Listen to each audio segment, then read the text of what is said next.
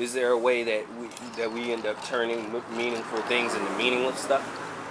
You know what I mean? Like if like your if it's art, overly yeah, played or either that or even if the art became completely just a commercial venture, like you're saying, right, then it kind of loses that thread of meaning right, to where it's like it's about a sale and not as much about this artist is, pushing an envelope or something. right. And I think that like when I work in the music group, Mm-hmm. it's really interesting and challenging too because um, we want to use the music aspect of it as therapy, but then a lot of these kids think like, oh wow, I could become like a superstar Right. through doing this, and then like to see them think that that could happen, and then we're providing also like a realistic side of things too. What if that doesn't happen? Mm-hmm. Then like I wonder if the music portion of it like becomes a little more meaningless to them. Right. I don't know, Right. because Right. it's like the hope kind of dies. Mm-hmm.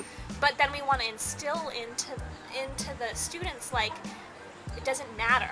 Like keep Mm-hmm. on doing what you love. Keep on enjoying and make it meaningful no matter what. Like no matter if you become like the next Kanye West or whatever, you know what I mean? Like, Mm-hmm. or you become like the person who isn't, who's played maybe on an underground station or whatever. Right. That's good too. Just do what you love and keep on being passionate about it. Right. But we want to just make sure that they continue to have music as something that's passionate and that is meaningful, even if there is this other side to it of the music industry that's like, not Right. everybody quite makes it. Right. So what other mediums or fields do you use as therapy? Well, it can be pretty much anything. Like everything we do in life can be therapy.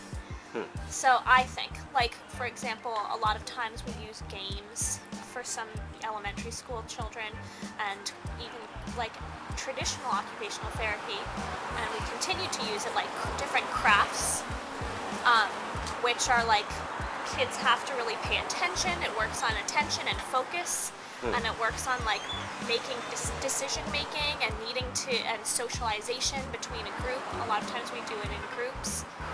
What seems like, how can this be therapy? Playing a game can be tremendous therapy. And seeing like changes Right. throughout, playing it once and then playing it 3 weeks later, there can be tremendous changes, and like being able to positively socialize with others, or to be able to start reasoning more critically. So is this part of like the psychology field, or? Yeah, it's kind of like teaching psychology. Wow. It came out of the social work movement. Wow. Yeah, and then Okay. like the social workers started seeing that like engagement in meaningful activity and like things that people enjoy can really be therapeutic. Right. And for me, yoga is a huge therapy for Yeah. me. Yeah, and meditation. When you asked me about like meaninglessness, I started thinking about like the concept of like Zen Buddhism and like stillness and nothingness being fullness. So I was like, I could make this really philosophical right now. Like nothingness is meaningful. It could be. I don't know. I've been really worried about, and I don't know if it's just American culture or whatever have you. I mean, I've been dying to get out of the country for a minute, but it's this kind of sense of things where we kind of commercialize stuff, and we don't preserve it to have a worth other than,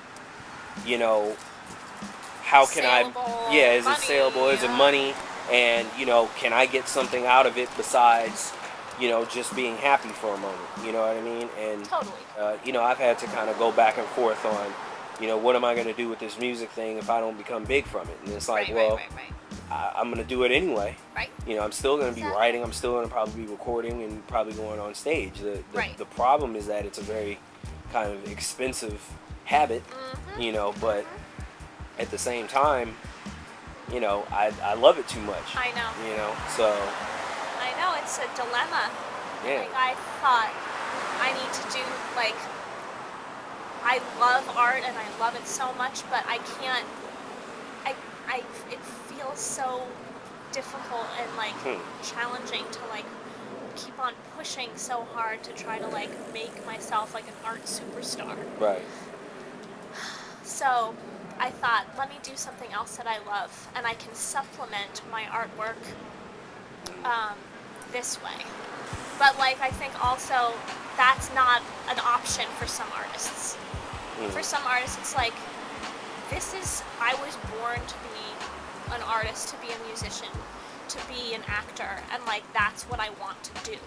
Right. And like, there's no other way that I'm gonna like do anything else. If anybody wanted to see your artwork, is it available online? Is it? You know, there are no links right now, but I'd be happy to show my work to anybody who would be interested in. Okay. Should they email you? Yeah, that would be great. Okay. What's your email?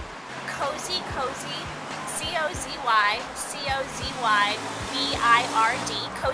Bird at yahoo.com. Okay, cool. Well, Thanks. me and Lisa are going to continue talking and reminiscing about our old days at Crossroads and stuff like that. But is there anything else that you want to say, any last words that you want to tell the people out there who are working on art? Just keep on doing what you love and just live life to the fullest. And that's all there is to it. Thank you.